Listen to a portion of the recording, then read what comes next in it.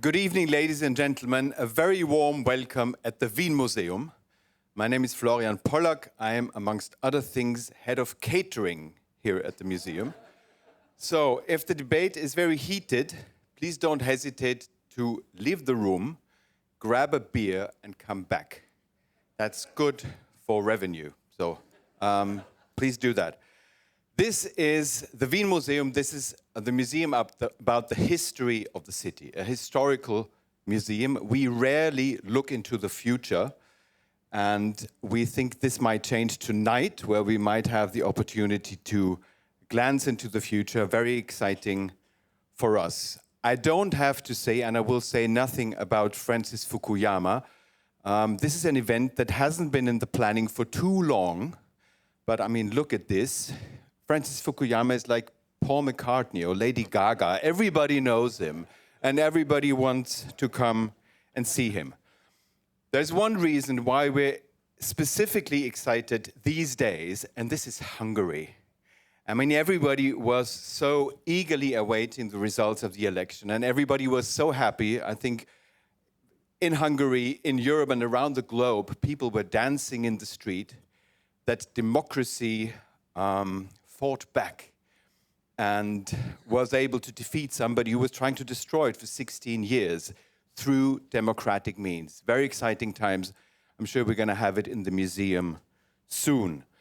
And just to finish, my welcome, whether this is the end of history or the beginning of history, we at the Wien Museum, we will keep on collecting objects to show you what history looks like. We will try to keep on learning from history and give people the opportunity to learn from history and create events like this one where we enjoy ourselves and again learn. Viel Vergnügen, einen schönen Abend.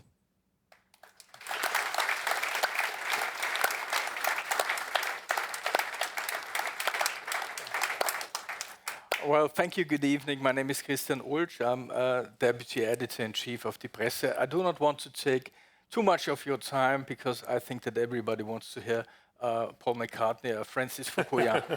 Francis Fukuyama. So I'm very happy that you're here and to welcome you here in the Political Salon, which is organized by the Institute of Human Sciences and co-hosted by the ERSTE Foundation and the newspaper, the Presse. Today, we want to talk about, in fact, a lot. How the world is falling apart. So the title was very well chosen because everything fits in turning point or breaking point. Let me first introduce our panelists. First of all, of course, Francis Fukuyama. In fact, no need to introduce him. Everybody knows why she or he is here. He famously wrote the essay about the end of history, and this was in 1989 in summer before the wall fell in Berlin. Since then, he has written a lot of very interesting books. The latest ones, Identity, and liberalism and this discontents, if I remember it right. He's professor at Stanford University, director on the center of the Center on Democracy, and holds several chairs there. He's also a fellow of the EVM. So it's a great honor to have you here. Please give a warm hand to Mr. Francis Fukuyama. Thank you.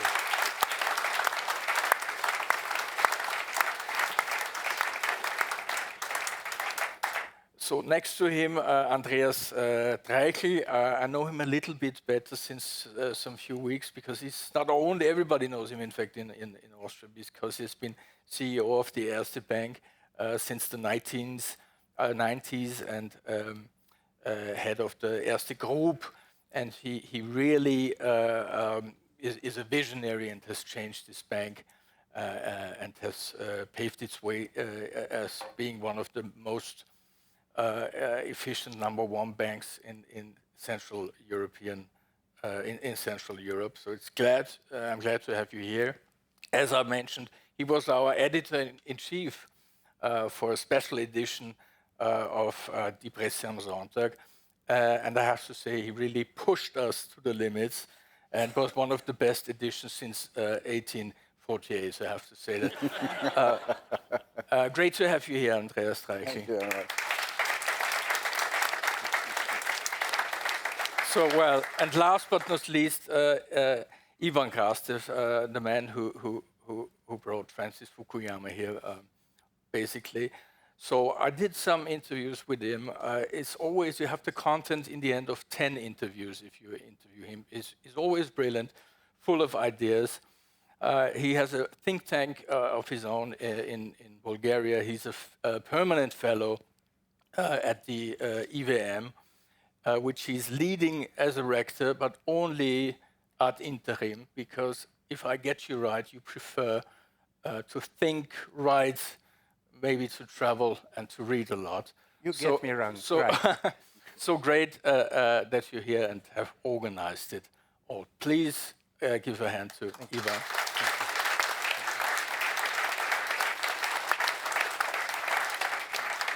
So we thought it's a good idea to start with Francis Fukuyama. He would give a lecture of about 15 minutes, and then Andreas Treichl and Ivan Krastev would jump in. So, Mr. Fukuyama, the floor is yours. Okay, thank you very, very much. It's really a delight to be here in Vienna with such an enthusiastic audience. I'm really appreciative to EVM for bringing me here, particularly this week, because I think that the Hungarian election really is going to be extremely significant in my country, in the United States, but in other parts of the world. So I want to just talk a little bit about the way that I have seen the events flow over the last 35 years since that original essay. I was actually in Berlin in late October 1989 when I was working in the State Department.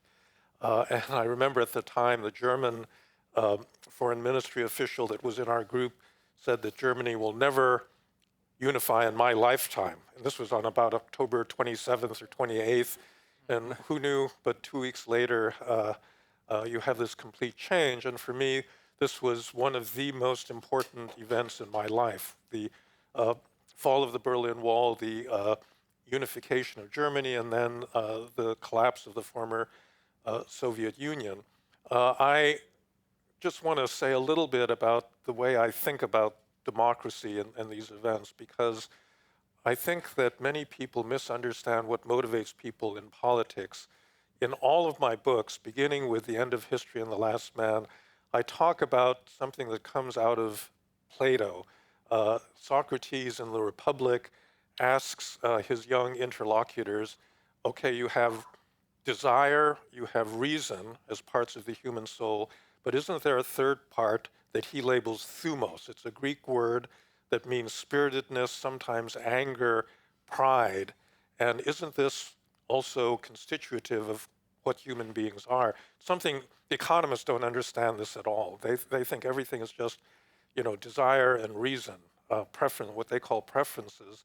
But I think a lot of our politics is driven by a desire for recognition. We want other people to recognize our basic dignity. And I think that what the fall of the wall and the fall of communism meant was the emergence of a principle. It's basically a liberal principle that every human being, as a human being, has a certain basic level of dignity, and that the state needs to recognize that dignity by granting people rights to speak, to assemble, to participate in politics. And this was the meaning of that, momentous set of events. So people want equal dignity. They want a recognition of their equal dignity as human beings, and therefore their right to participate in democratic politics. Now, you move the clock forward to the 2010s, and a lot of that seems to have fallen apart. We have a world with backsliding in democracy in many respects, and Hungary was one of the key players of that. Orbán was in power since 2011. I think that one of the things that he did was to articulate what the alternative to liberal democracy would be in the speech that he gave in Romania in 2000, I believe, 17 or so, where he talked about illiberal democracy, that he was not a supporter of liberal democracy, meaning, okay, you have democracy, the people rule, you have elections. The liberal part of liberal democracy means a rule of law. It means restrictions on the power of the state to violate the rights of individuals. It means constitutional checks and balances on the power of the executive. And that's the part that he didn't like, and that's the part that he began to attack. And I think most of the backsliding, we say democracy has gone backwards, but it's less democracy, it's more the liberal part of liberal democracy. Every one of these strongmen hates the idea that their power is limited by courts, by the press, by all of the obstacles that a liberal democracy places in front of absolute power. And that's the vision that he articulated. I think that it's driven by a different desire for recognition. Not everybody is content to be recognized as the equal of every other human being in the world. Some people want to be recognized as being superior. And I actually wrote about Donald Trump in the original book, The End of History and the Last Man. What I said back then, hopefully, was that in a capitalist democracy, the private sector will give people an opportunity to be better than other people. They can get rich. And all their energy to this desire for superior recognition will bleed off into the business world, and that should be enough for them. Little did I know that this wouldn't be enough for this real estate developer, from New York. And I think that what he represents is the pent-up resentment of people who do not feel that the liberal order that has been created over the last 70 years recognizes them. That you have a bunch of elites in the press, in the universities, in the corporate world that have a certain privileged position and they are cut out of it. And what his movement represents is anger against those and a desire to tear all of that down. And I think that you're seeing, the results of that in country after country, where you have, sometimes they're called populist movements. I think more properly they're illiberal movements. They're movements that want to concentrate power. It could be in the name of the people, but what is important is that ability to use power outside the constraints of law. Now, since I am an American, I want to talk about my country because I think we're the #1 example of illiberal democracy. I did not think 30 years ago that the United States could be in the position that it is today, in which you have a president who basically has switched sides in this big struggle between liberal democracy and either illiberal democracy or outright authoritarian government. And I think we've seen demonstrated, now that Trump is in his second term, the second year of his second term, what his real intentions are. He's tried to basically rule the United States as an autocrat. Everything comes in the form of executive orders. He doesn't want to work through Congress. So Congress itself has basically said you can do whatever you want. And we've seen this steady erosion of our liberties in the United States. He's created this new police force, ICE, that basically is his private militia that went to Minneapolis a few months ago, killed a couple of American citizens, and there's no accountability for any of that. And it's just the beginning, I think, of an effort to turn the United States itself into a Hungarian-style illiberal democracy. I think that the problem that the world faces right now is that this is happening in the world's most powerful country. And that makes things, doubly difficult. I feel terrible because I personally, in my center at Stanford, and many of my colleagues have been very heavily involved in Ukraine, trying to help build Ukrainian institutions because it is a genuine liberal democracy that is under, a serious attack from one of the worst authoritarian regimes in the world. And we have a president that seems to like, Vladimir Putin more than President Zelensky. It's just inconceivable that an American could abandon this long-standing leadership position of the United States as the supporter and backer of democratic movements around the world. And I think that now things are getting worse because Donald Trump, I think, no longer can be explained in ideological terms. I think that you need to be a kind of psychologist to really understand what's happening. I think that, he has been driven personally by an intense resentment of Obama, of the liberal establishment, of, the world that he came into and wants to basically undermine. And he tried to subvert the election in 2020. This should have been the end of his career. For an American president to not peacefully step down after he's, after an election is unheard of. There's no precedent for this happening. Yet he did that. He tried to storm the Capitol, and then Americans voted for him a second time. And this, for Europeans, I think, creates this gigantic problem of trust because, the United States was supposed to have rejected Trump and Trumpism in 2020, and yet in 2024 they're back again. And I think that we need to talk about what this means, because I think that the United States, unfortunately, is never going to go back to the country that it was in 2016. It's just not going to happen. And that means that Europeans have to take much greater responsibility for their own security and for their own political system that will support actual liberal democracy. I think that what we've seen unfold over the past year in foreign policy is very, very dangerous. Trump domestically wants to do everything by executive order. King makes a proclamation and everybody has to obey that. But now that's happening in foreign policy.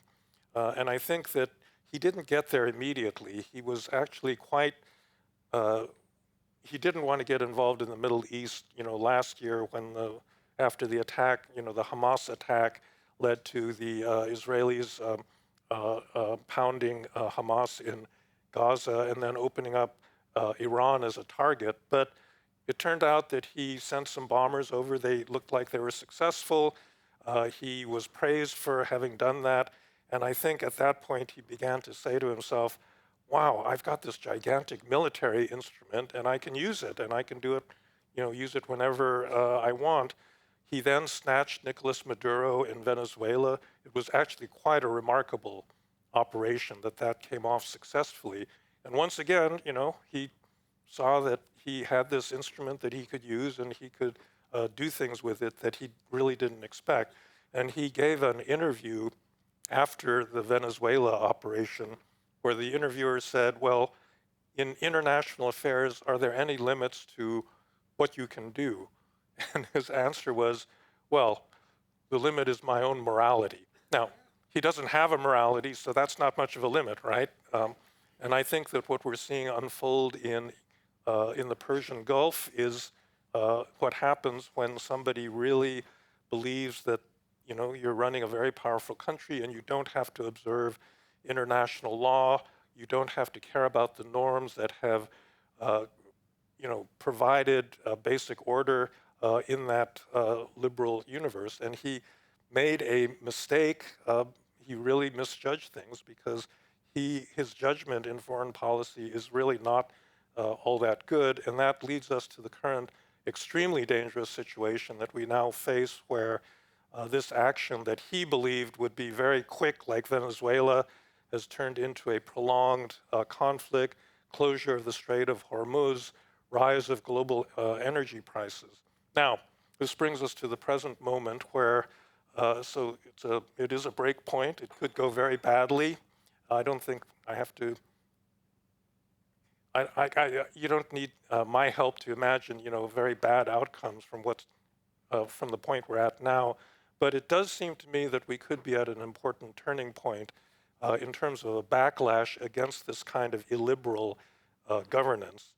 So not only did Viktor Orban lose and lose by a big majority, but every indication is that the Republicans are going to lose very big in our midterm elections in November. J.D. Vance, as you're well aware, went to try to support Viktor Orban at the last minute. If anything, it seems to have backfired. You know, it made Orban less popular. I don't think that most Europeans, including those illiberal parties in many European countries, like the idea of a United States that simply wants to grab Greenland and other parts of countries that don't belong to it. This is not the kind of partner that anybody, I think, any sane leader wants geopolitically, and yet that's what's on offer from the United States. But I do think that there is a global illiberal alliance that where Hungary has really been the linchpin of it. Every conservative Republican, you know, has gone to these CPAC meetings where Viktor Orban has appeared, and they've been busy constructing an illiberal international that gives mutual support to all of these parties. And the fact that the centerpiece of this alliance is now taken off the board, I think will have big effects way outside of Hungary, beginning with the United States, because you know, Trump likes to say that the United States has never been as respected as it is under my presidency. This, I think, indicates how out of touch he is. I would say, you know, it's kind of the opposite. I don't think the United States has ever been less respected. And if you asked him, well, who is it exactly that respects you internationally? He'd point to Hungary. Say, look, the Hungarians really like me. And now he can't do that anymore. So I think that a certain kind of reality is beginning to seep in. I think the lesson from Hungary is that democracy actually does work. That if you mobilize, if you make coalitions, if you make the kinds of compromises to build a pro-liberal, pro-democratic majority, and if elections are still possible in your country, then that is the route that you have to take. It's kind of hard, boring work. It's intensely political, but there is still a way out of the kind of illiberal world that we have been moving into. And it's a lesson that everyone that believes in liberal democracy, I think, needs to learn very carefully and to imitate. The Poles did it, you know, a couple of years ago. The work of actually restoring Hungary to you know, what it was, you know, the first democracy after the fall of communism, is going to be incredibly hard, because having been in power for 16 years, you know, that regime has really taken over virtually every institution in the country. And I think what the Polish experience shows is that it's really hard to reverse that. You know, peace was in power a much shorter time, and yet, you know, they've been incredibly difficult to root out of the system. And so there's a lot of hard work ahead of Mr. Magyar. But, you know, for the first time, I think, in the last several years, I feel a little bit optimistic that this break point may actually move in a good direction. So with that, I look forward to your comments. And Thank you. Yeah, thank you. Well, thank you.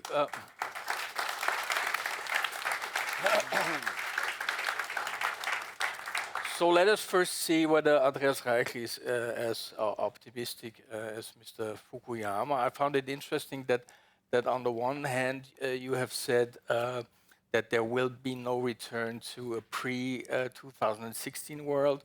On the other hand, you believe that this could be a turning point and a backlash for illiberal democracy. So I wonder, Andreas, what is your take on that?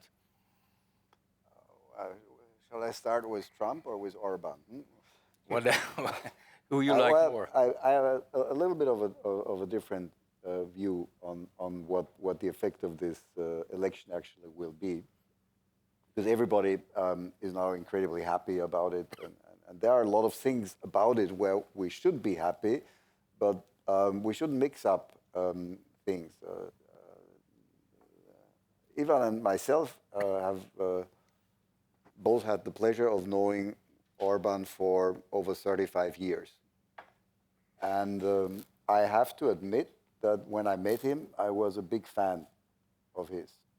And I really thought, great to have a politician like that in Hungary, and he will change the country to the better. Then he became prime minister in 1998, and at that time he already turned anti-democratic and illiberal. But he was not corrupt. So from 1998 to 2002, he acted like a normal right-wing nationalistic politician. Then he lost, and then we had many occasions where he complained dramatically about the corruption of the then socialist government in Hungary, and that we have to help him to stop that, and it's also disgusting, and this prime minister has just stolen 10 million, and the other one has stolen 5 million, he has to stop it. And then he became prime minister again in 2010, and within the speed of light, he turned into the most corrupt politician I've ever met in my life in Europe, and I've met many of them, and he's not the only one, but he's by far the leader. And first of all, I mean, it's amazing how somebody can change so dramatically and what drives a person to become what he became. And then he ruled the country for 16 years. He did a couple of good things for the middle class in Hungary. Not everything he did was bad, but overall, and I think that is one of the reasons why he lost and why we should not be so incredibly happy that this could be an example for other autocratic, illiberal regimes in Europe. In the 90s, when he was a liberal guy, Hungary was by far the leading country in all of Central and Eastern Europe. It was the most advanced institutionally and wealth-wise. It has the best central bank, the currency was okay, and it was years ahead of Czechoslovakia then, Czechia and Slovakia, or any other country. Within the last years, Hungary is at the bottom of Central and Eastern Europe. Croatia has overtaken Hungary, Romania has overtaken Hungary, Bulgaria has overtaken Hungary. They're light years behind the Czech Republic, Slovakia, and Poland. So, and there's a direct relation between the deterioration of the Hungarian economy and the incredibly corrupt regime and society that he built up. So it's surprising that Hungarians took them 16 years to turn against that. The second thing is, let's not believe that this now has been a change from in the mindset of the Hungarians, and that they now would love to have a liberal, democratic government. 80% of the population voted. That's fantastic. That's one of the most beautiful things about it, that a country that usually had 50 or 55%, now suddenly the people went out, and can not only be the young ones in the cities, but also the older ones on the countryside, and said, we go and vote. We want to get rid of this guy. That's brilliant. But Magyar is, what is he? Let's wait and see. But Social Democrats voted for him, Greens voted for him, Christian Democrats voted for him. All the people with all the different ideologies who just want to have democracy united behind Magyar. What's the lesson that we should take out of the Hungarian election?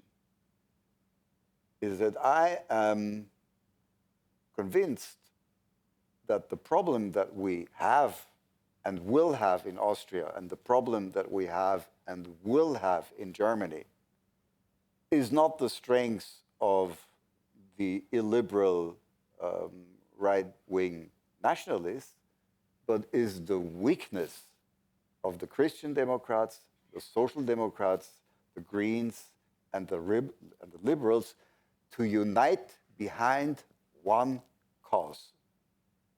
By coincidence, this is what happened in Hungary. Will that now bring the socialists in Germany, or the ÖVP in Austria, or the liberals who don't exist in Germany anymore, here we still have them, and the Greens to get together and say, hey, we don't have a Magyar and we don't want to have a Magyar. But shouldn't we unite in a cause that is so strong for our electorate that they're going to vote for us instead for a right-wing radical nationalist idiot? Well, the thing is that they are in power now here in Austria and in other countries, and it's a different. But being in situation. power and making that move would be a wonderful move in my view, because part of the reason why people are so disillusioned with politics in our country is that what the parties that are in power for the moment offer is just not very attractive. So it's a bit more difficult to change while you're in power, but it's doable. And that should be a wonderful election. If they would just start thinking about the turnaround in Hungary happened because somebody was stealing. Here, okay, governments don't steal that much. But the second reason is that they found Magyar basically benefited from the fact that he represented the hope of all liberal democratic people in Hungary. Whether he really will be that, I don't know. So I would love parties in our countries and in Germany to think exactly about that. It's the fight between the Social Democrats and the Christian Democrats and the Greens that make our politics so boring, because they compromise their politics down to a level that it becomes totally uninteresting for everybody. Well, thank you. Thank you.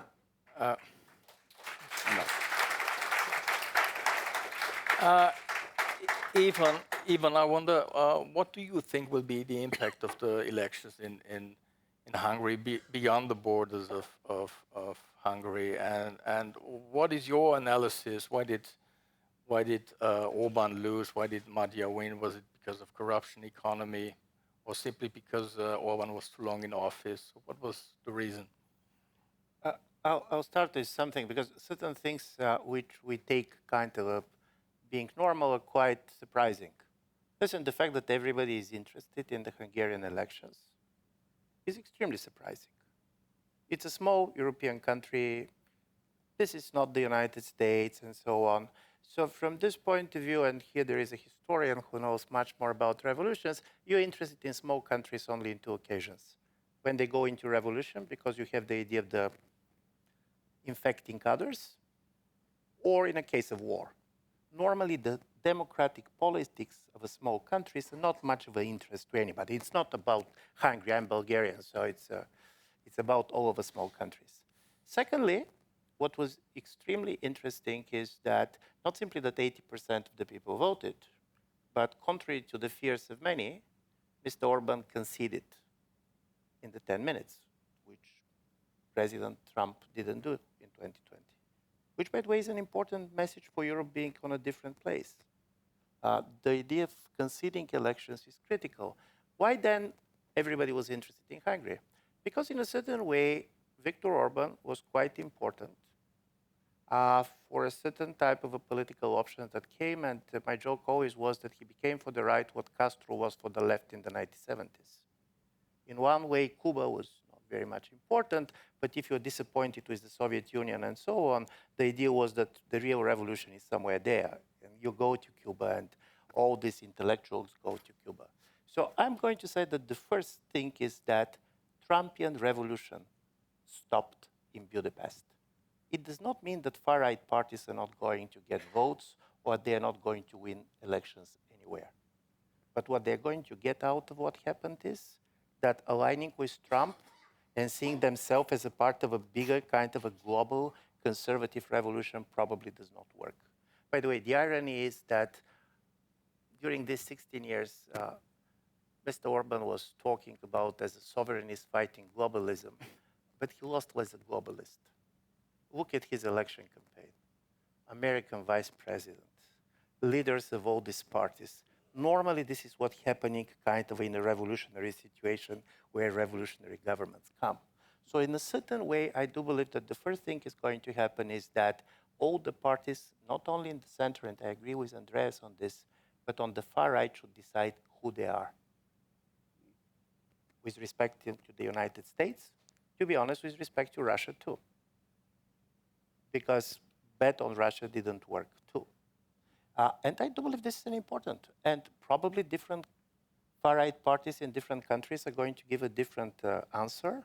But the idea that history is on the side of a right-wing movement, and if before it was the end of history, now this is the end of liberalism, this is not, the story is different. The third thing, which in my view is also going to change, is for the European Union. It's psychologically very important. You're getting a self-confidence. For me, what was very interesting to notice is we knew the opinion polls. And to be honest, the opinion polls were signaling that Orban is losing for a long time. We were not ready to believe it. Why we're not ready to believe it? Because we're not sure that Hungary is a democracy, and only in a democracy, basically, the governments lose elections. And after losing elections, basically, peacefully, they move from power. So now, suddenly, you have the feeling that in Europe, all these kind of illiberal regimes, they still keep a democratic framework in which the will of the people, when it is strongly expressed, matters.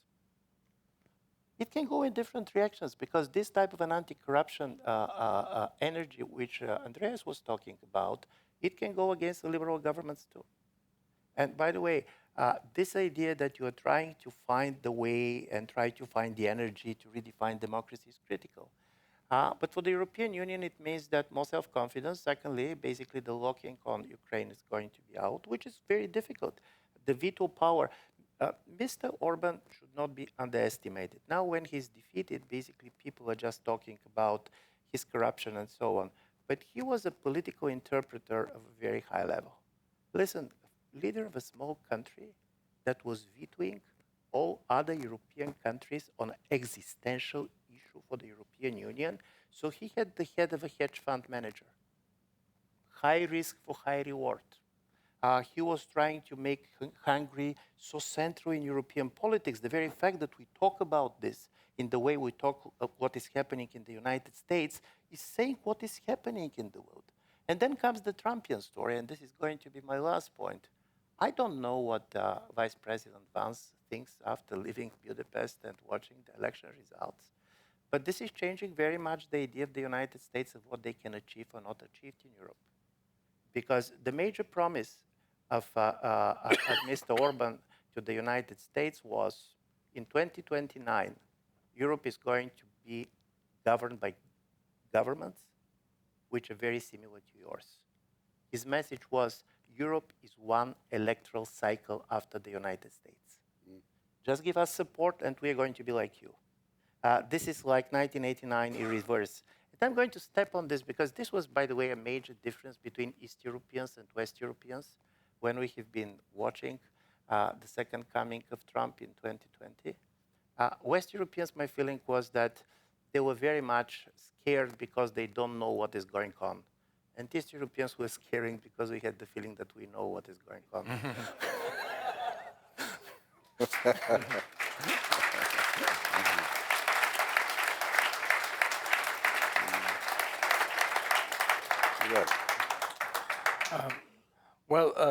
Thank you, Ivan.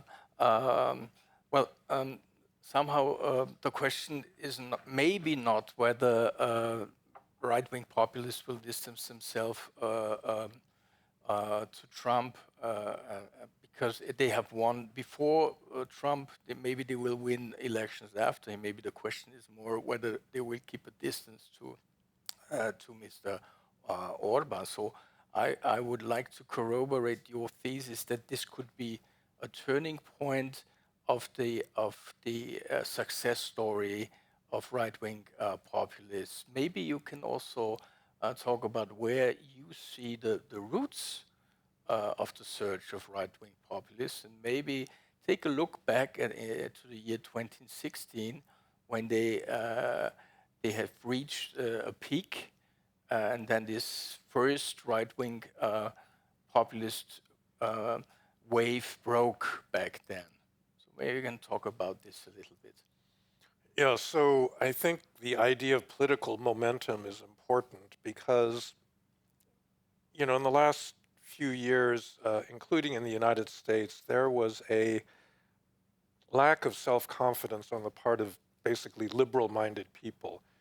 You heard a lot that we're in a post-liberal world and that, you know, liberals made a lot of mistakes and that model just isn't going to work and we have to make all sorts of adjustments. And, you know, Orban was leading a movement that would replace liberalism with something else. You know, we didn't know exactly what that was, but that was what was going on in the world. And I think that's why this defeat kind of breaks that momentum, and it shows, you know, maybe actually liberalism does work, that you can actually get rid of a corrupt leader and, you know, the system can correct itself, and you can't do that in Russia, you can't do that in China, you can't do that in other authoritarian political systems. So I think in that sense, it's important.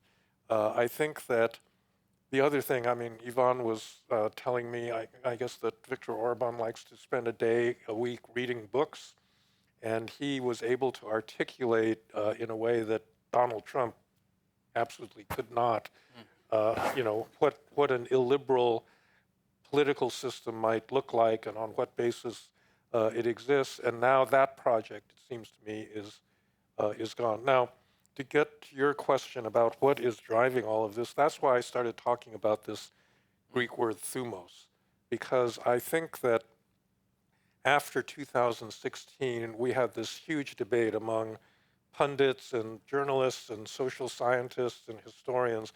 What the hell is going on? Why is this happening? For me, I think the biggest puzzle was that the major arguments that were being put forward at that time were economic. You know, you have globalization, there's all these working class people whose jobs have been outsourced to China and they're very, you know, their incomes are disappearing and so forth. Now, there's obviously something to that, but I don't think that that was really an adequate explanation for what was happening, because in many respects, you know, the world has never been better for precisely, you know, that class of people. You know, like Germany in the 1930s, you can see why people turned to an extremist ideology. They just suffered in this horrendous, lost a horrendous world war. You had hyperinflation. Everybody's savings were destroyed. You had militias, communists, fascists, you know, they were fighting in the streets of cities all over Central Europe. And so you can see why people would say, okay, we need a really radical upending of that whole system. And that's the origin of National Socialism. 2016, that wasn't the case anywhere. You had a little bit of inflation. You had a little bit of, you know, I mean, yeah, you had outsourcing. Some factory workers were losing their jobs. But in most respects, the economy just did not justify these ideas that the whole system is so deeply broken that we have to upend it completely. And that's why I think this idea of thumos and respect is important, because you know, if it were just economics, everybody should be voting for a socialist or a social democratic party that would redistribute income and help all these workers. And they weren't doing that. You know, they were preoccupied with cultural issues, you know, immigration and, you know, this feeling that somehow the world was taking away something that they had possessed, you know, the majority ethnicities in every country. And I think that that gets more at what was really happening, that it really had to do with people's self-respect and sense that they were in control of their own societies. I think that's why migration became such a big issue that united all of these populists. And it was that much more than any kind of simple economic explanation, that it's, you know, we kind of know through social democracy, how to redistribute income and wealth. We don't really know how to redistribute respect. That's much harder to do. How do you actually make people that don't live in Vienna or in San Francisco or any of these big cities, how do you convince them that the country takes you seriously, that you actually have agency to affect your society? I think that's what people were rebelling against, and I think that's what has driven a lot of the support for these But do parties. you think that centrist parties have learned the lesson, and that those people feel less estranged now and more respected? Or isn't it the other way around, that the polarization has in fact increased in the last 10 years? Yeah, well, I'm afraid that is the case, and also I think that the centrist parties don't have a program to really address this, this respect problem. So I don't want to talk in Europe about your politics. I do know in the United States we have a big problem, because although Trump has become extremely unpopular, I don't think that the Democrats or his opponents have a program that they can actually sell to the American people that will be at all inspiring. I think that, I don't believe that you can defeat Trumpism, simply by criticizing Trump and saying, oh, he violated the rule of law and he did this and he did that terrible thing. I think that you have to offer a positive vision of what the country is going to look like if we come to power. How are things going to be different in, 5 years or 10 years or whatever? And I don't see anybody in the United States on the anti-Trump side really articulating something like this. I have a particular, so there's this abundance movement in the United States that I actually think is the route to getting out of Trumpism. This is based on a book that was written by the New York Times columnists Ezra Klein and Derek Thompson about how liberal governments have trouble doing stuff like building infrastructure, like building adequate housing, like constructing a healthcare system that isn't overly bureaucratic and full of red tape and, actually delivers services effectively to people. And I think that if you can actually fix the state to do things effectively, visibly, then I think that will build legitimacy for, the non-populist liberals. And that's one of in geopolitics, that's the big advantage that China has right now. China can build stuff. In the COVID epidemic, they built all these COVID hospitals over a weekend. And there's no European country, and certainly not the United States, that has the capacity. Our states don't have the capacity to do things like that any longer. And I think the positive vision, as far as I'm concerned, has to be to rebuild a liberal state that can actually deliver on some of these social goods. Thank you. Andreas, somehow, for me, the elections in Hungary also showcased that in the end, economy matters, because people in Hungary, they were simply worse off than compared to Poland and other countries. What is your take on the theories of Mr. Fukuyama?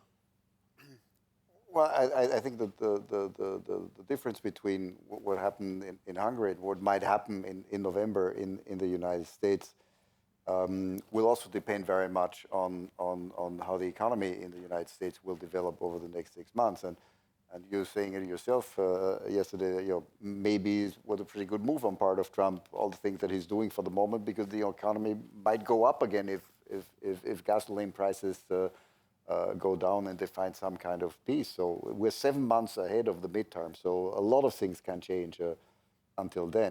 But what is striking difference between the United States and Hungary? There are so many similarities between Trump and Orban. And Orban did sort of a lot of things what you would say are in Central and Eastern Europe. It's a different world. But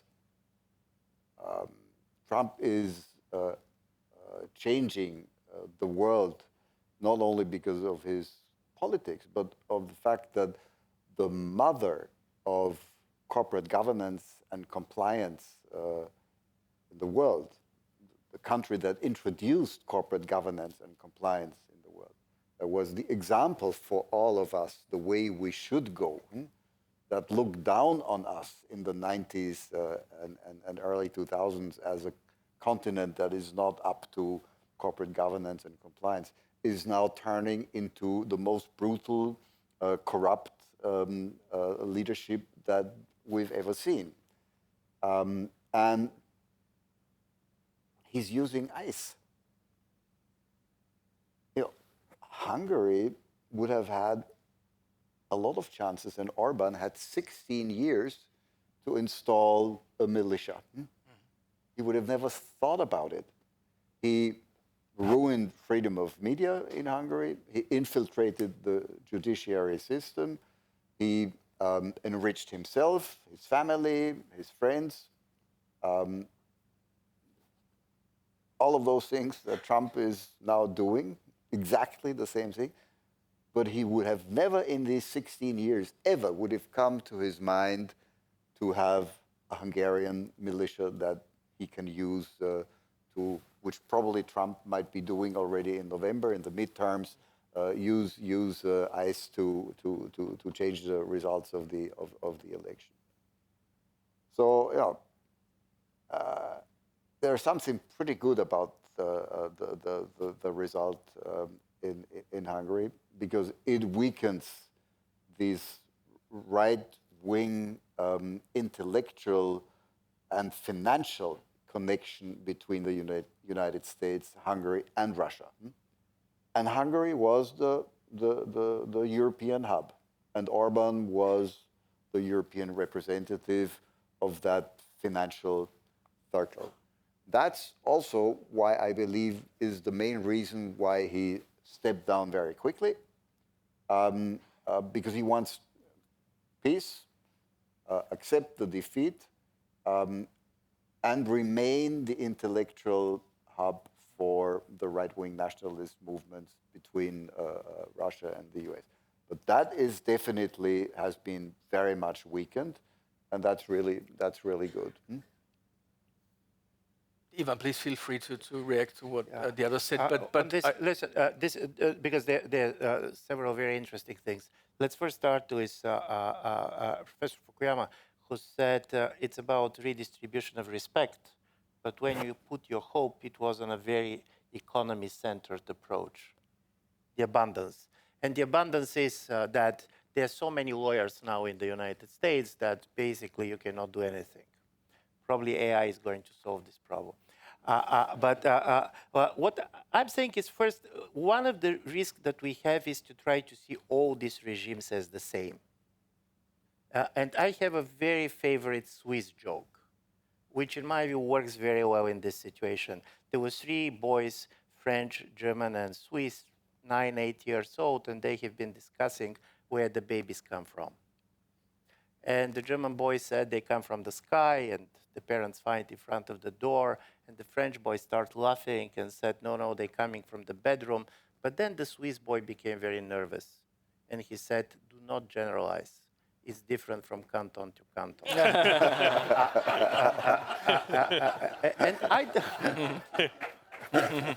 And I do believe this is important, because in the moment of crisis, there are certain type of similarities that are structurally important, but then there are going to be differences. For example, Poland was the most successful in economic terms, not Central and East European, but European country for the last 30 years. For the last 30 years, Poland did not have recession. And nevertheless, twice, a right-wing government is elected, and then have been re-elected. So if it's everything about economy, you're right. You can explain Hungary, you cannot explain Poland. But then, obviously, this is also not only about identity, because if you see the generation and how they look at around housing and their perspective and how they live, probably we talk about something more transformative. And my major argument is the following. What has changed? And what is a problem for everybody, for liberals and illiberals, is our relations towards the future. If you see the difference in the opinion polling between, for example, Brazilian, Indian, Chinese, different type of regimes, and Europeans, Americans, they're optimistic. They're optimistic about themselves, they're optimistic about their own societies, they're optimistic about their power. Come to Europeans and to the Americans, and we're totally pessimistic. So our view of politics is totally based on fear. We try to prevent things.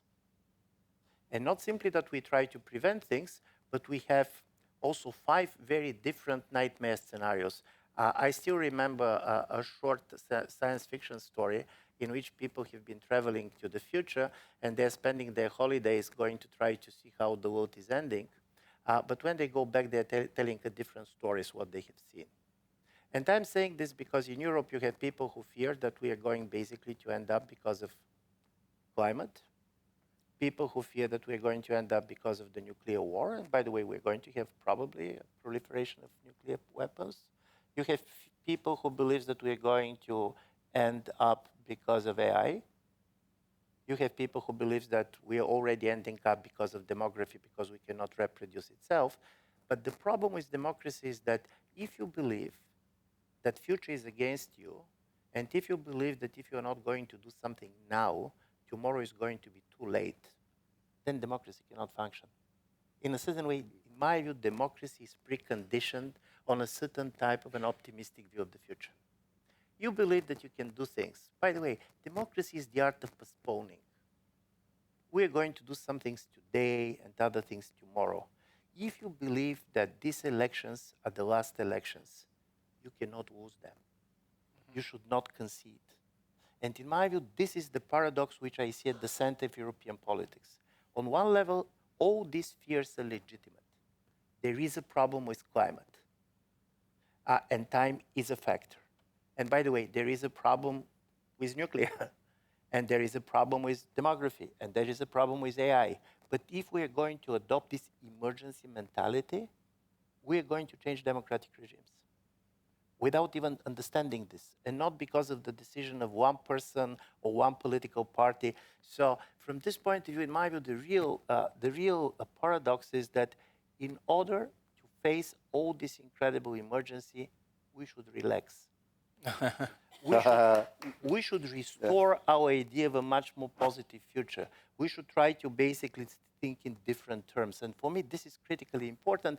And I'm going just to end on something about Hungary. Listen, 16 years in power is a long time. There was a generation of young Hungarians who basically don't know anybody but Viktor Orban. Mm. So this is not simply about policies only. And by the way, he was redistributing a lot. There was a lot of money being done. This is why they have such a big budget deficits and others. And of course, European money didn't go and didn't help him. But in my view, it's also very important, and this is going to be a challenge for all these leaders. All of these leaders are going to live longer than ever before. As we have heard in Beijing, when basically President Xi and President Putin were talking, they imagined that they can live for 150 years. You cannot expect in a country in which you have elections, people to tolerate you for very long, regardless of how you're governing. Every generation is showing agency by basically killing the father. And in a strange way, I do believe this is also part of the democratic story. Rotation, cycle. Even if he was less corrupt, you cannot stay forever. And in my view, this kind of a story is also part of the charm of democracy. You're allowing every generation to reaffirm themselves. And for me, this is also one of the things that he is seeing. And this is why President Trump, and I'm ending on this, is so interesting, because what I find absolutely amazing about Trump, very different than Putin or Xi, is that he's a person who is not interested in his predecessors. He's not obsessed with history. We don't know any previous American president that he's emotionally connected to. And in my view, he's also not very much interested in his successors. If you see what is the time that he's using when he talks politically, it is either he's going to solve a problem in one day, or several weeks. But this is literal. There is not metaphor. He basically said in 2 weeks, in 3 weeks, in 4 weeks. So you see a very strange collapse of time. Both the past and the future has collapsed. And they're collapsing in somebody who is old enough. So in a certain way, because you don't have time, everything should happen in weeks. And I do believe this kind of a politics of time is something that is going to be critically important for political regimes to try to find a new equilibrium, which I agree very much with all of you that we have lost. Actually, can I Yes, sure. just make a comment about the relationship between building things and abundance and pride? I don't think that you should think about this abundance movement just in terms of economic benefits being given to people.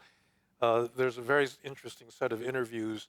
The Chinese built this high-speed rail system through these very poor provinces, in southwest China, where the peasants mostly living there can't even afford a ticket for the train. But, when you talk to them, they're very proud of the fact that this train exists, and their government actually created this thing within, 3-4 years of having started the project. And I think that simply the ability of the state to accomplish things that are visible is a source of pride for people. So I really like this Artemis II moon mission. And I think that actually one of the signs of the decline of the United States was the fact that it took us 50 years to get back to the moon after we did this for the first time in 1960. I mean, when you see these images, they're taken of the far side of the moon, these American astronauts doing that, you say, wow, that's really something. And I haven't really felt that since the 1960s. Space Shuttle was kind of a stupid program, but this was really quite impressive. So I think that there are ways that governments can set ambitious goals for themselves, and if they can actually pull them off, it does become a source of pride where, you say you're part of a larger project that, was successful, and we can see the visible results of it in these pictures, coming But back in a from way, space. Orban did this. He said, we made Hungary the capital of right-wing vote. You have basically all these leaders going there in the way you go to Jerusalem. And then suddenly people said, but probably it's your pride, but it's not our pride. Right.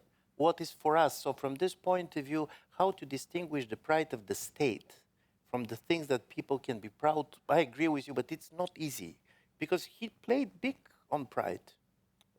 Right. Gentlemen. But I think maybe it's also the Russian thing also Yeah. played an incredibly important part. I think Magyar played that extremely well during the last weeks, that he portrayed him as what he actually is, the puppet of Russia.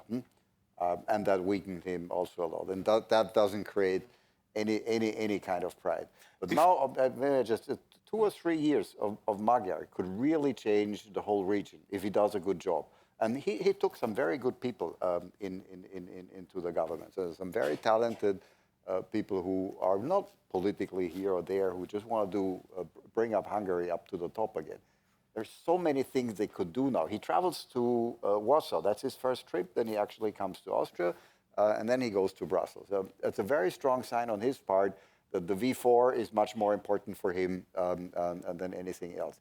Just imagine these countries would now start working again together and do what China has done. This would be an ideal place to build a high-speed rail network, so that you can go from Vienna to Budapest in 1 hour, from Budapest to Prague in 1.5 hours, from Vienna to Warsaw in 2 hours, from Warsaw down to Budapest in 1.5 hours. We would create a wonderful thing in the region that we all wanted. We want more railways. We want better railways. We would create jobs. The automotive industry that's down the drains in all our countries, Hungary, Czech Republic, Poland, Slovakia, all depend 25% of the economy on the automobile industry that doesn't work anymore. Let's rework it. But they have to work together. And that's the great chance now. With a nationalistic populist like Orban, you cannot work together. Maybe that would be great. And I hope they include Austria too, so something happens in our country. Don't wish. Before I open up the floor, I would like to do a last quick round, because at the very beginning you said the thing is that somehow it seems that the president of the United States, former hegemon of the liberal world order, has changed side to the illiberals.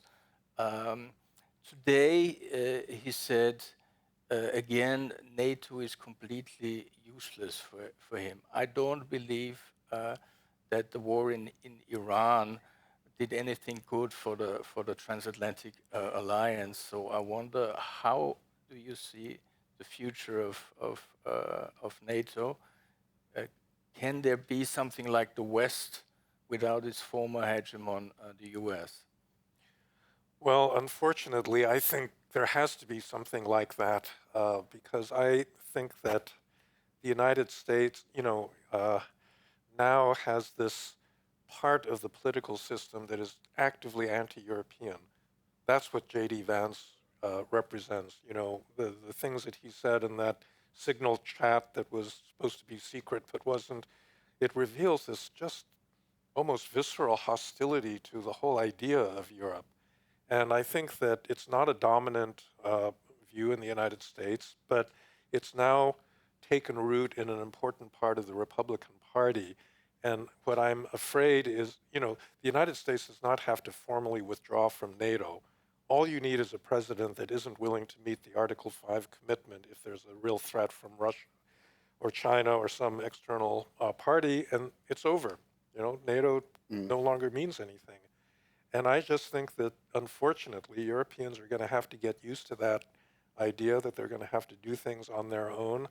You look at the statistics. I mean, Europe has a bigger population and collectively, very large GDP. And it's this internal cooperation issue, I think, that's the real, obstacle. But it's time to get serious about figuring out how to do that. Now that Hungary isn't vetoing fundamental change, maybe it's time to think about qualified majority voting, within, But is Europe prepared for that?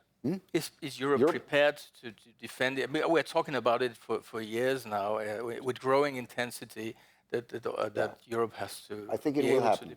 I think we will see the development of a European defense procurement. I think that what is going on in Ukraine for the moment is absolutely amazing. The digital warfare systems that they're developing now are just mind-boggling at the speed of that. So from a pure defense point of reason, is Ukraine has to be part of Europe, because if Ukraine becomes part of Russia, which it will if they take it over, we have the Ukraine against us 20 years from now. And Europe will be much stronger if Ukraine is part of us. I think we will have a European defense procurement. It will take 5 to 10 years. And we will have some form of European defense alliance during the next 10 to 15 years, whatever way, with NATO or without NATO. What we have to realize, however, that this is an enormous cost of Europe, and that investing in defense is the biggest waste of money that you can actually do. But we have, unfortunately, we have to do it. It will have dramatic effects on the social fabric in Europe. Poland is now spending 5% of its budget on defense. And that is an enormous amount of money. Because of that, the deficit is going up 7%. So we need much better politics within Europe, and we have to get rid of the veto right of one country. That has nothing to do with democracy. This is the dictatorship of minority. Democracy is majority. And if we don't get there, Europe is not going to work. And we have to accept it. If we want to have a strong European Union, the small countries will have to accept the fact that if Poland, Germany, France, Italy, and Spain say yes, it's done, and we have to follow. If we don't accept that, forget it.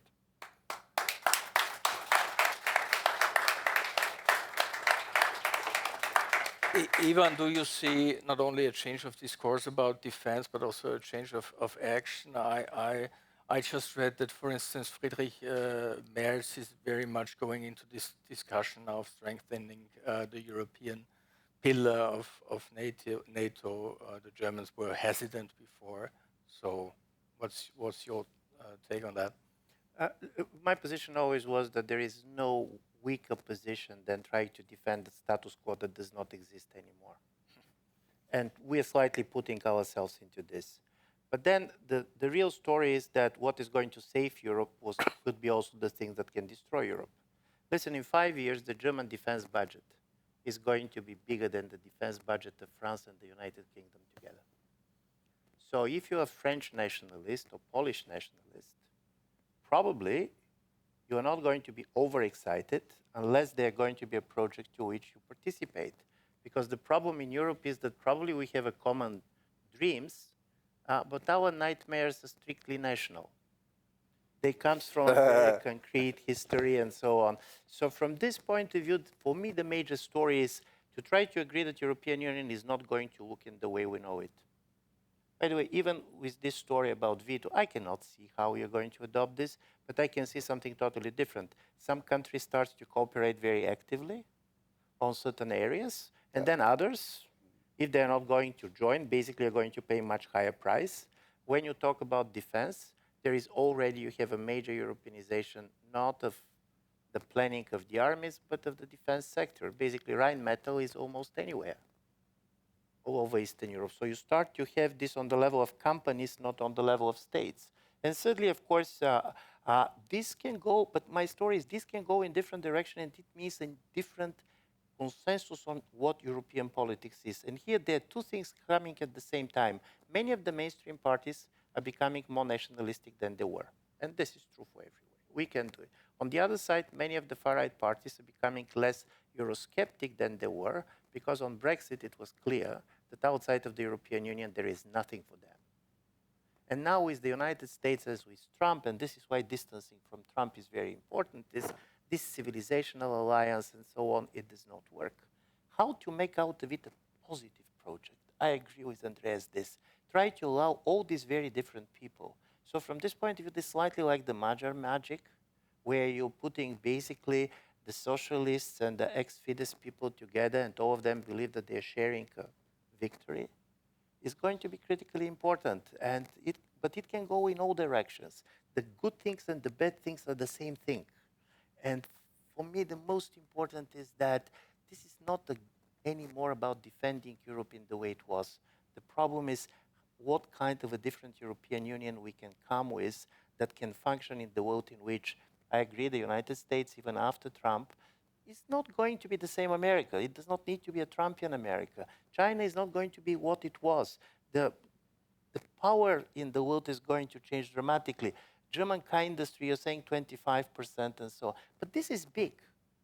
And it's not about Germany. Look at Slovakia. Look at the Czech Republic. How many jobs are there? And plus, put AI at the result of it, and how many jobs are going to change, and how the way we're living is changing. So here my positivity comes from something that is very strange. European Union was the most experimental part of the world for the last 30 years. Listen, getting the East in, and particularly Eastern Europe, so much is changing. I'm somebody who was 25 years in 1989, and basically the world is changing for you dramatically. If we are betting on this, that we have developed much more adaptability than many other places, probably this is our strength, because people are going to change. The only thing is not going to change is that people are going to come to the Wien Museum and listen. May I just say something to Yes. Ivan, because Ivan is the problem with experienced politicians and experienced political advisors like Ivan is that they know what is doable and what is not doable. And naive business people like myself don't know that. So he says, come on, don't be naive. There's just no way that you're going to get rid of anonymity in Europe. And Ursula Plasnik says, yes, little Treichl, dream on, baby. Every successful company in this world has been built by dreamers. And politicians and their advisors have become so realistic that they have lost their ability to dream. And we all know that Europe would work a lot better if we would get rid of unanimity. Everybody knows it, but experienced politicians say, come on, guys, that's not possible. That's not possible. And Ivan deals a lot with experienced politicians, so he says, it's not possible. I would like you to change your mind and make pressure on politicians so that they start dreaming big. Then we can turn Europe around. Thank you. This is great. Just Andreas is absolutely right in one thing. If Magyar was realistic, he should not have run against. On the other side, dreaming can go in different directions. People like to talk about startup companies and how well they're doing. But keep in mind, 99% of them bankrupt. Thank you. So there is at least for some minutes the possibility to ask questions. Please introduce yourself and direct your questions to one of the panelists. We start in the first row, and no co-speeches, please. Thank you. Yeah. Yeah. Yes. Yeah. First of all, that was a fantastic conversation. Thank you, not only because of the quality of the contributions, but also because of the way you all listened to each other. But I just wanted to ask a question in particular, Professor Fukuyama. You mentioned that the problem is not with democracy. Democracy is in rude health. The problem is with the liberal dimension of democracy. But there we run into another problem, which is that in the Anglophone world, the word liberal has been turned into a dirty word. And I just wondered if you could comment on that. For the left, it means neoliberalism or masked imperialism, masked authoritarianism.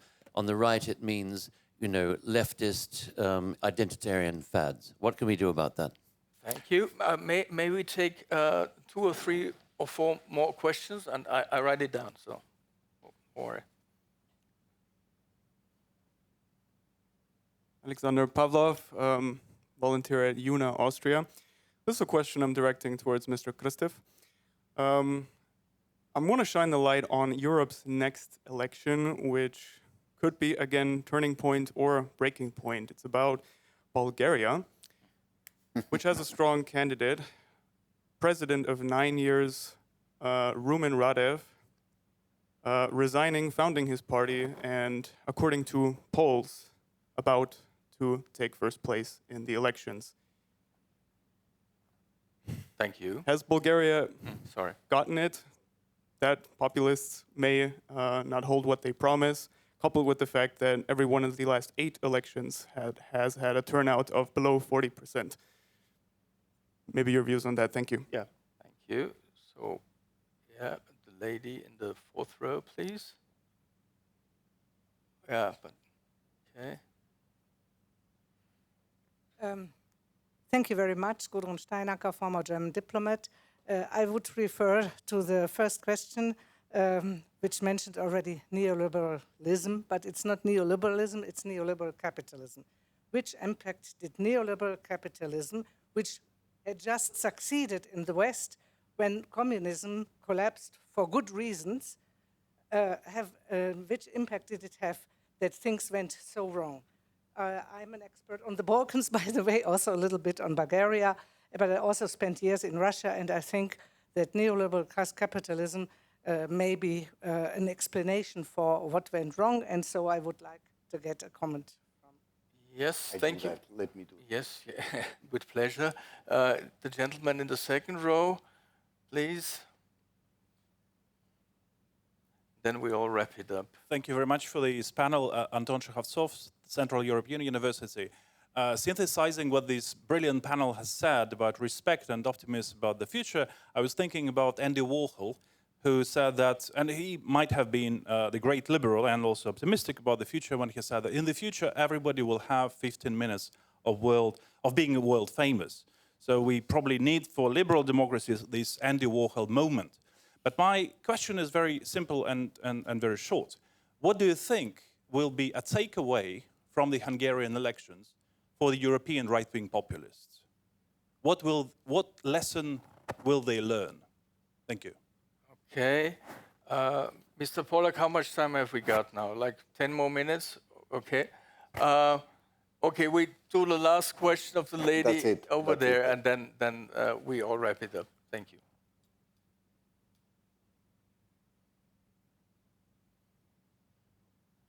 Many thanks for this great talk. I'm with UN, IAEA, and I want to put on the table the existence of the UN and of the NPT. NPT actually since 1970. We still have 4 members that didn't sign the NPT.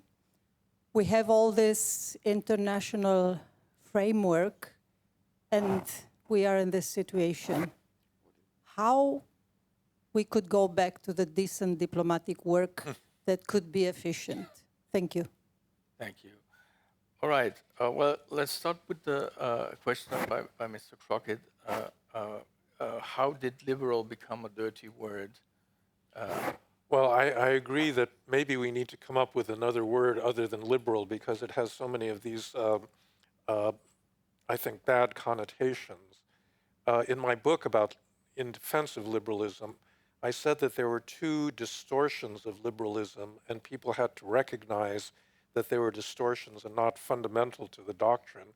So one is neoliberalism, which is this overemphasis on markets and a downgrading of the importance of the state as a regulator of markets. That is one interpretation of liberalism, but I think it's led to some bad consequences. And so we have to make clear that that is not the kind of liberalism we're talking about. The other distortion is what you might call woke liberalism, where you use the power of the state to actively redistribute to people, formerly marginalized groups, and you identify people not as individuals, but as members of groups.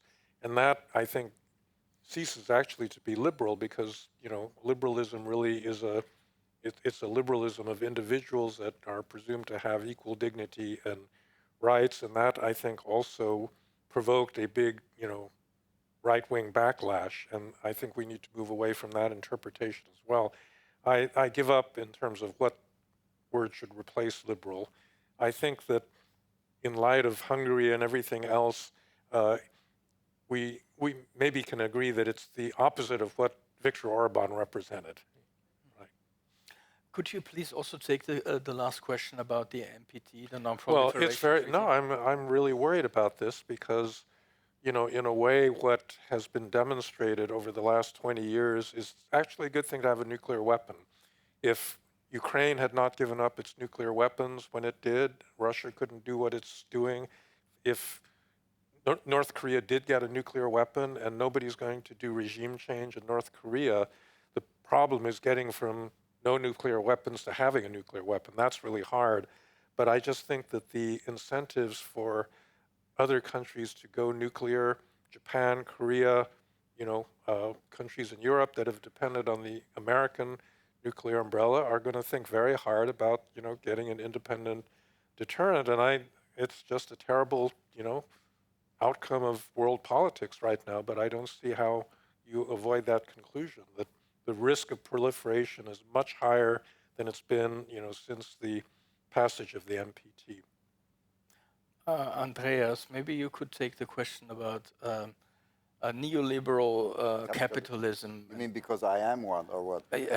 I suppose. I would put away with all those words. They're totally useless. Because they don't mean anything anymore. Liberal for an American is something completely different than liberal for a European. Liberal for a Texan is something completely different than liberal for a Minnesotan. You have different forms of that. In Austria and in Germany, we can't speak about it because we don't have any, and a few, not too many. Socialism, social democratism, Christian democratism, means totally different things in different European countries. A Danish social democrat stands up and builds a capital-funded pension system. and loves capital-funded pension system. An Austrian social democrat runs away if he or she hears the word capital. So it's totally different. A Danish social democrat is happy if we work until we're 70. A French Christian democrat goes out on the streets and burns cars if he increases the working age from 62 to 64. So what are we talking about? Explain to me what neoliberal capitalism is. I have no fucking clue what that is. Sorry. Ivan, there was one question about the elections in Bulgaria, and then a question about which lessons the right-wing populists will draw from the elections in Hungary. First, I hope that Professor Fukuyama is going to take the Bulgarian question, and I'm going to stay with the nuclear one. But Bulgaria is going to have an elections this Sunday. And this is interesting. Everybody knows about Hungarian elections. Nobody basically, if you're not Bulgarian, know about Bulgarian elections. And the interesting story was that before Mr. Orban lost, one of the questions in Bulgaria was, who is Bulgarian Orban? As who is the Bulgarian winner? And now basically again, who is the Bulgarian Orban, but who is the Bulgarian loser? And there's certain similarities, honestly speaking. First, you have a political leader, the former Prime Minister Borisov, that have been staying and dominating politics as much as long as was with basically with Mr. Orban. So in a certain way, you have this generational story. You have a younger generation. You have the President Radev, who basically was very much seeing Mr. Orban as a model till yesterday. I don't know how he sees today. But the biggest problem in Bulgaria is that for the last 30 years, everybody was winning only on the anti-corruption campaign, and everybody was losing of being accused of corruption. As a result of it, the policy debate is disappearing. You basically comes, and by the way, on anti-corruption, you can win once. And then basically, either you're winning on corruption, or you're losing. And I do believe this is very important for Bulgarian politics, because I don't want to talk more about this, but keep in mind, Bulgaria is a country that in three things should be interested for those who are interested in politics and even are not political scientists. For example, Bulgaria is a country in which now they're going to be, for the fourth time, a party created 6 months before the elections is going to win the majority. It's a newcomers party. And by the way, we have been governed from the left, from the right, from above, the ex-king became a prime minister. From below, the head of the security of the king became a prime minister. So from this point of view, it was a major experiment. But if corruption is the only thing that the country is talking about, then I do believe this is creating a problem of its own.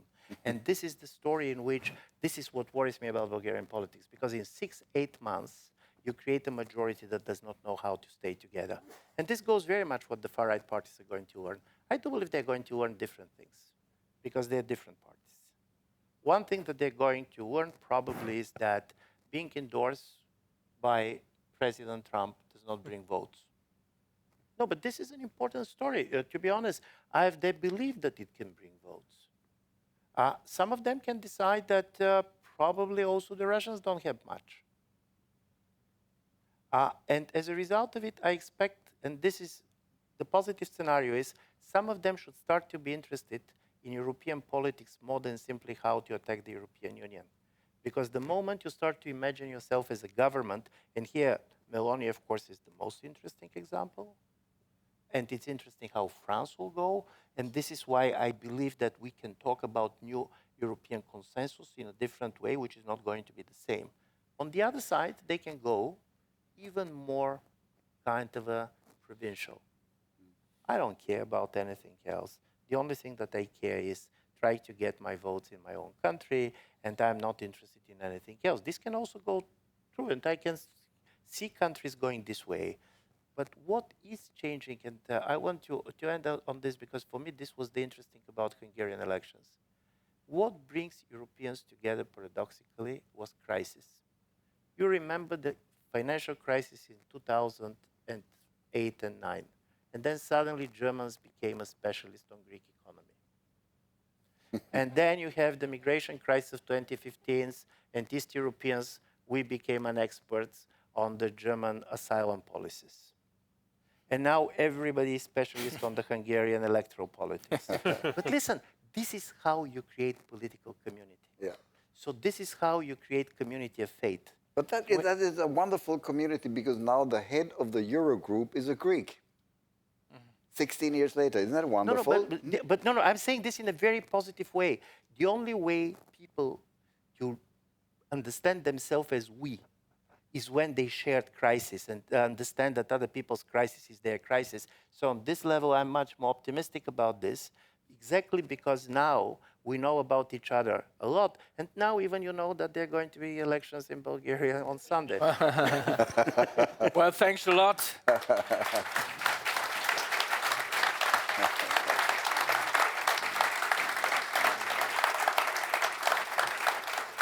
Yeah, thank you for this wonderful debate. Thanks to the host. And I wish you all a very pleasant evening. Thank you. Good.